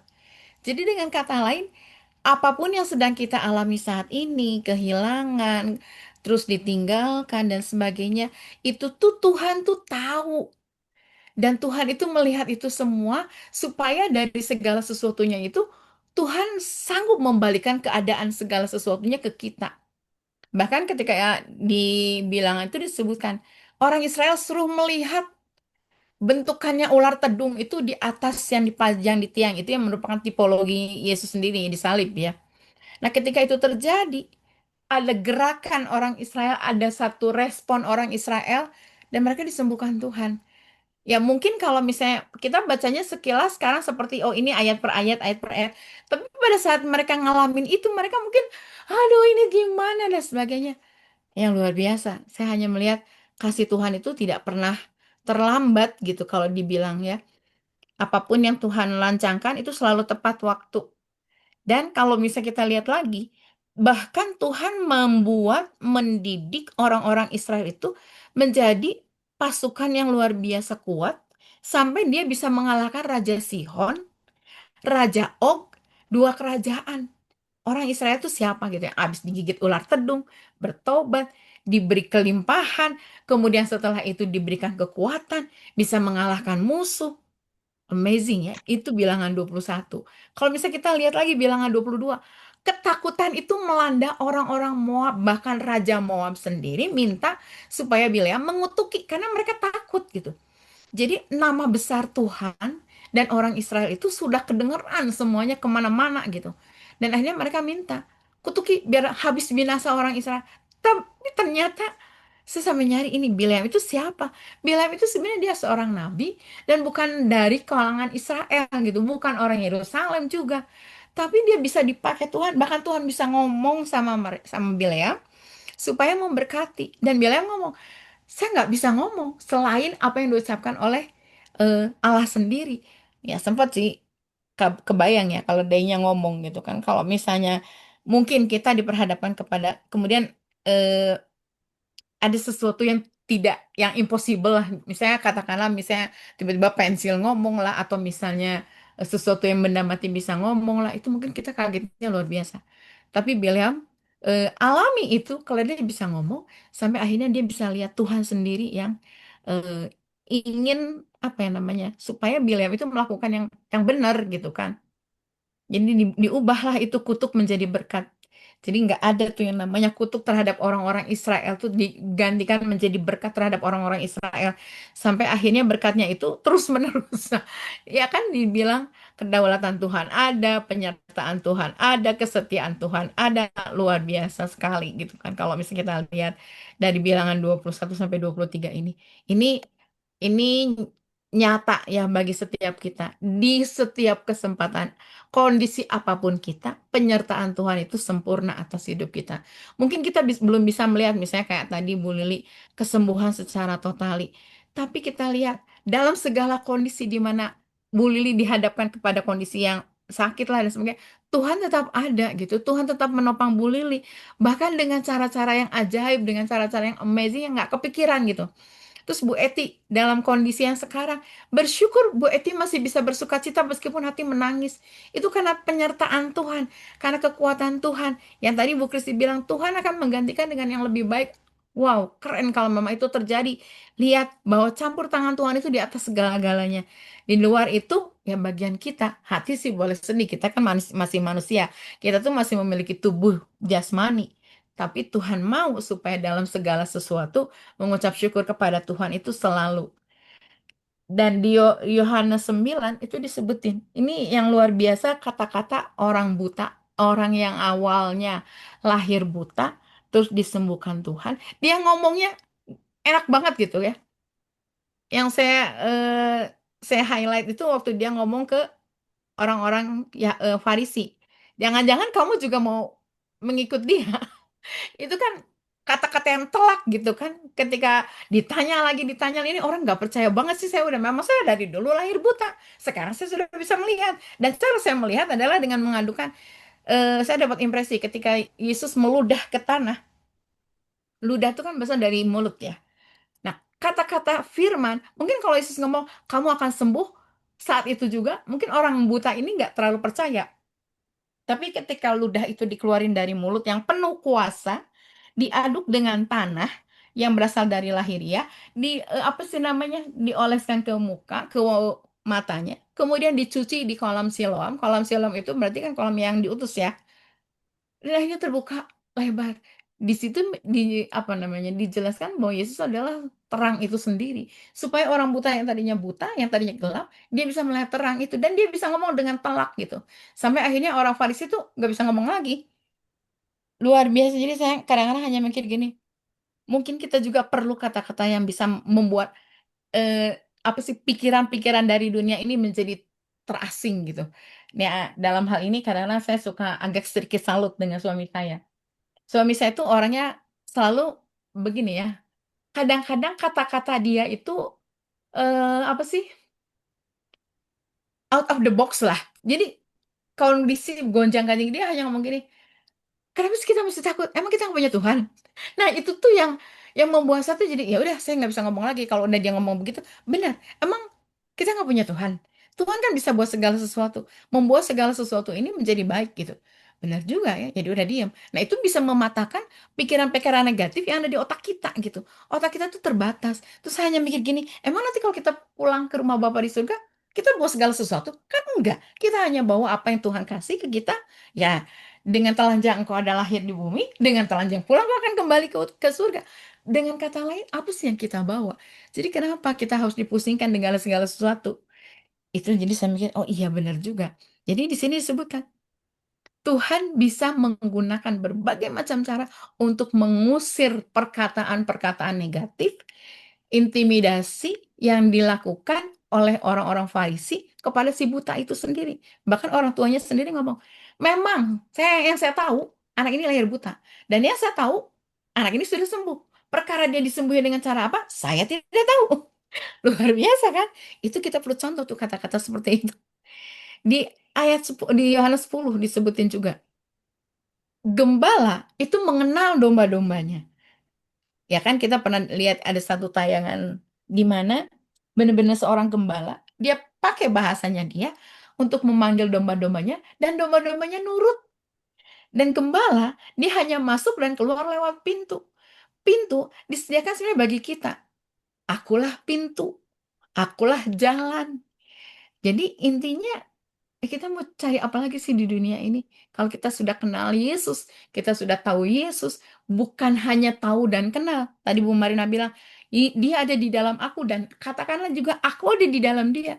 Sehingga ketika itu terjadi, oke lah, dunia boleh mengatakan segala sesuatu, telinga kita bisa mendengar segala sesuatu, tapi yang kita serap adalah firman yang mengubahkan kita karena kita adalah orang yang ada di dalam terang itu sendiri, orang yang digembalai oleh gembala yang baik, apa namanya, dituntun oleh gembala yang baik, dibaringkan, dibuat rest, bukan rest in peace ya, tapi dibuat rest di dalam Tuhan, karena Tuhan sudah punya rancangan yang indah. Caranya mungkin bisa berkelok-kelok, tapi Tuhan tidak pernah gagal dalam segala rencananya. Hanya kita harus punya hubungan yang intim dengan Tuhan. Sama seperti domba punya hubungan yang intim dengan gembalanya. Dia nggak mau pergi atau dia nggak mau di gitu ya sama gembala yang lain. Dia sama orang upahan. Dia hanya mau dituntun, digiring, dibawa oleh gembala. Artinya kita harus punya hubungan yang intim dengan gembala. Karena ketika kita punya hubungan yang intim dengan gembala, ini kata-kata ini sebenarnya untuk saya juga sih. Aku dan Bapa adalah satu. Ketika kita ngomong aku dan Bapa adalah satu, maka segala sesuatu yang terjadi di dalam kita itu milik Tuhan gitu. Terus terang ya, hari ini tuh hari terakhir sebenarnya, minggu kedua anak saya dapat apa sih namanya, pengumuman. Tapi sampai pengumuman diterima atau tidaknya jadi dosen gitu. Tapi sampai sekarang tuh saya belum dapat kabar, anak saya juga belum dapat kabar.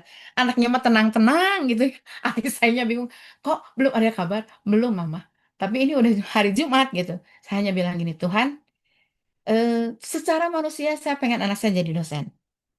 Tapi saya kembali lagi, kalau memang Tuhan punya rencana, saya mau rencana Tuhan yang jadi. Saya hanya ngomong begini pagi-pagi. Ajar hati saya untuk percaya sama Tuhan. Ajar hati saya untuk menaruh kepercayaan saya kepada Tuhan. Meskipun saya belum melihat secara kasat mata, saya belum melihat apa rencana Tuhan atas anak saya, tapi ajar untuk saya bisa melihat apa yang sudah Tuhan lihat. Saya mau menaruhkan kepercayaan saya kepada Tuhan. Jadi, ya kata-kata Bu Marina tadi, aku dan Bapak adalah satu. Kalau saya satu dengan Bapak, nggak ada lagi yang namanya keraguan, nggak ada lagi yang namanya intimidasi, nggak ada lagi yang namanya ketakutan, karena aku dan Bapak adalah satu. Rencana Tuhan atas anak saya pasti terjadi dengan Amin. cara Tuhan ya, dengan cara Tuhan, bukan dengan cara Dede. Kalau dengan cara Dede mah, aduh, yuk coba kita cari koneksi dan sebagainya. Tapi rencana Tuhan harus jadi atas diri anak saya Amin. dengan caranya dia, bukan dengan caranya Dede. Jadi firman kali ini benar-benar membuat yang tadi kata Bu Messi apa, panas dada kita, membuat saya tuh jadi berpikir bener ya, gak usahlah pakai pola pikir dunia, tapi pakai pola pikir Tuhan. Ketika kita punya hubungan yang intim dengan Tuhan, kita bisa mengenal suara Tuhan, kita Amin. bisa tahu kita digiring kemana gitu, dibawa kemana, kita tahu karena kita dan Bapa adalah satu. Ya, saya, Dede, dan Yesus adalah satu. Dede Amin. dan Bapa adalah satu. Kita semua nih ibu-ibu yang ada di sini dengan Bapa Amin. adalah satu. Amin ya. Itu sih Bu Joli dari saya. Betul. Thank you. Bu Mensi, thank you. Terima kasih Bu Dede. Wow, luar biasa. Memang sungguh menguatkan kita semua ya. Saya nikmati sampai dada saya dingin langsung, Bu. Hari ini rasanya perasaannya kita kayak tergodok-godok ya. Ya, disinilah Tuhan bilang mengucap syukur dalam segala hal. Iya. Dan segala hal itu kita nggak tahu ya, mau manis, mau pahit, mau seperti apapun, ya harus diucapkan syukur di sini. Aduh Tuhan, rasanya gimana gitu. Tetapi di sinilah ujian iman ya sedang Betul. terjadi. Betul. Kita Bergantung semua tidak, lagi diuji nih imannya. ya, Iya, ini bergantung tidak sama Tuhan gitu. mengalami, iya. Coca-Cola ya perasaannya jadi kayak kena gitu loh dengernya, mulai dari story yang pertama sampai terakhir, aduh perasaannya kayak diubek-ubek. Ya, betul. Ayo Bu Dede doain saya Bu Dede. Oh iya, oke. Ya sama-sama kita berdoa. Saya off cam sekali lagi ya. Tadi saya udah Ya. coba buka itu, tapi tiba-tiba langsung send your connection. Wah ini daripada saya komentar. Oke, saya tutup lagi jadinya. Ya, kita sama-sama berdoa. Bapa yang baik, terima kasih Tuhan Yesus. Kami bersyukur sekali kepada Engkau Tuhan. Apapun yang terjadi atas hidup kami tahu semuanya ada di bawah kendali Engkau Tuhan. Apapun yang sedang Engkau perhadapkan kepada kami, Engkau hanya ingin melihat bahwa kuasa-Mu sedang dinyatakan dalam hidup kami. Oleh karena itu kami belajar percaya Tuhan kepada Engkau. Kami mau menaruh harapan kami hanya kepada Engkau Tuhan. Sekali lagi kami bersyukur firman yang sudah Engkau izinkan untuk kami baca di Bilangan 21-23 dan Yohanes 9-10 terus menguatkan kami. Kami hanya perlu hubungan yang intim dengan Engkau Tuhan. Kami hanya perlu mengenal suara-Mu Tuhan Yesus. Kami hanya perlu melakukan segala sesuatu tepat seperti apa yang Kau firmankan. Bapa, saat ini kami bersyukur juga untuk Ibu Eti yang mungkin kondisi saat ini sedang tidak baik-baik saja, tapi kami percaya Tuhan yang tahu apa rencanamu atas hidup Ibu Eti dan suami. Kami juga berdoa di balik semuanya ini Tuhan. Bapa sendiri yang punya rancangan yang paling dahsyat. Tuhan, kami tahu Engkau akan menggantikan segala sesuatunya dengan yang lebih baik. Engkau juga akan menolong supaya proses hukum bisa berjalan dengan lancar Tuhan. Kami berdoa untuk orang yang mengambil apa yang bukan menjadi miliknya, dipertobatkan hatinya Bapak. Buat supaya dia akhirnya percaya kepada Yesus, hatinya tidak tenang Tuhan. Dan dia bisa datang kepada Bu Eti dan meminta ampun kepada Bu Eti, meminta ampun juga kepada Tuhan. Justru melalui perkara ini, Bu Eti bisa memenangkan keluarga mereka Tuhan Yesus. Kami percaya tidak ada hal yang sulit bagi Engkau ketika Engkau bekerja Tuhan. Dan kami juga berdoa, biarlah kiranya Engkau juga yang menolong setiap kami juga, terutama Tuhan untuk Ibu Lili. Kami berdoa kalau dia merasa kehilangan, hatinya mungkin tercabik-cabik Tuhan, hatinya sedih Tuhan, dan dia juga mungkin ada perasaan ketakutan tersendiri. Tuhan, kami percaya ketakutan bukan berasal dari Engkau, intimidasi bukan berasal dari Engkau. Oleh karena itu, biarlah damai sejahtera yang daripada surga itu turun atas Ibu Lili dan Engkau sendiri juga yang menyatakan kemuliaan-Mu Tuhan. Buat supaya hati Ibu Lili boleh dipenuhi dengan sukacita yang daripada Engkau Tuhan. Dan biarlah kiranya sukacita itu boleh mengalir ke dalam seluruh tubuhnya, sehingga sel-sel kanker yang masih ada di dalam tubuh Ibu Lili dipulihkan, disembuhkan di dalam nama Yesus. Dalam nama Kami percaya tidak ada yang sulit bagi Engkau Tuhan. Hanya butuh satu bilur-bilur Engkau Tuhan yang mampu melakukannya. Karena Engkau sendiri sudah membayar lunas di atas kayu salib Bapa. Terima kasih, kami juga bersyukur kepada Engkau Tuhan untuk Ibu Marina. Terima kasih. Di masa dia Tuhan Yesus saat ini ketika dia sendiri, kami tahu Engkau menggendong dia, membawa dia kepada segala kemuliaan ilahi. Bahkan Kau memperlihatkan hal-hal yang indah bagi dia Tuhan. Karena kami tahu Tuhan, dia tidak sendiri, dia ada bersama-sama dengan Kau, berjalan dengan Kau Tuhan, beriringan bersama-sama dengan Kau, berdiskusi bersama-sama dengan Kau Tuhan. Tuhan yang menghiburkan hatinya, Tuhan yang membuat hatinya bersuka cita juga kepada Engkau. Terima kasih, kami juga berdoa untuk Ibu Tika, apapun yang menjadi permasalahan beliau Tuhan. Tuhan jamah, Tuhan jawab apa yang menjadi pergumulan hatinya. Terima kasih Tuhan Yesus, Engkau memberikan kelegaan kepada Ibu Tika. Berdoa juga untuk Ibu Menci, Tuhan Yesus, kami bersyukur Tuhan. Allah yang terus memberkati usahanya, Allah yang terus menolong dia, mempertemukan dengan orang-orang yang menjadi support system dan support connection juga Tuhan. Biarlah Tuhan yang memperluas apa yang sudah dia kerjakan saat ini. Terima kasih Tuhan Yesus, kami juga berdoa untuk Ibu Renti Sihotang. Tuhan, Engkau yang mengenal dia, Engkau yang tahu keberadaan dia. Bapa, biarlah kiranya anugerah terbesar Tuhan nyatakan bagi dia dan keluarganya. Kau juga menolong Tuhan supaya keluarganya tetap ada di dalam kendali Engkau, berjalan bersama-sama dengan Engkau. Terima kasih, kami juga berdoa untuk Ibu Haryani, Ibu Marina Kamagi, Engkau yang punya hidup mereka masing-masing Tuhan. Rencanamu atas mereka juga nyata Tuhan. Berkati usaha pekerjaan yang mereka kerjakan Tuhan, dan suami mereka kerjakan Tuhan. Terima kasih. Kami juga bersyukur untuk Kak Ida Tuhan dan Dorea. Engkau juga yang terus menolong mereka Tuhan. Dinyatakan segala sesuatunya. Bahkan Tuhan buat pemulihan terjadi atas Dorea. Terima kasih, kami bersyukur Tuhan. Kami juga berdoa untuk Ibu Lina, Ibu Julia, bahkan Ibu Kristi yang ada di Jogja. Bapak terus bersuara atas mereka Tuhan. Pakai mereka dimanapun mereka berada Tuhan. Jadikan mereka alat-Mu ketika mereka bersuara melalui mulut mereka, melalui tangan mereka Tuhan. Nyatakan kebenaran-Mu. Buat supaya semua orang yang berkomunikasi dengan mereka boleh melihat kemuliaan Kau Tuhan. Berdoa secara spesifik untuk Ibu Joli Tuhan. Bapak Engkau yang terus menambah-nambahkan hikmat-Mu kepada Ibu Joli Tuhan. Bahkan apa yang dikerjakan Ibu Joli dibuat berhasil Tuhan. Amin. Dalam Dan nama Tuhan sendiri juga yang terus membawa keluarganya Ibu Joli, suami dan anak-anaknya menjadi tangan kepanjangan Tuhan sendiri untuk menolong banyak orang Tuhan di luar sana. Karena kami tahu Tuhan, Engkau sendiri yang sudah memilih Ibu Joli untuk akhirnya terbentuk PBA ini. Terima kasih sekali lagi, kami juga berdoa untuk Ibu Nace. Kami tahu Tuhan, Engkau melihat apa yang menjadi pergumulan hatinya Tuhan. Engkau menjawab apa yang menjadi keinginannya Tuhan. Engkau menjawab apa yang menjadi kerinduan hatinya. Bahwa Ibu Nace melihat kemuliaan-Mu, bahwa Ibu Nace juga membawa banyak orang datang kepada Engkau Tuhan. Terima kasih, kami bersyukur hamba-Mu menyerahkan malam hari ini. Biarlah kiranya kami boleh beristirahat dengan tenang. Dan Allah sendiri juga yang menjagai waktu istirahat kami, membangunkan kami besok pagi untuk kami melakukan aktivitas rohani dan aktivitas jasmani. Karena Tuhan yang menopang setiap kami. Di dalam nama Tuhan Yesus kami berdoa dan mengucap syukur. Amin. Amin. Terima kasih Bu Dede. Terima kasih doanya.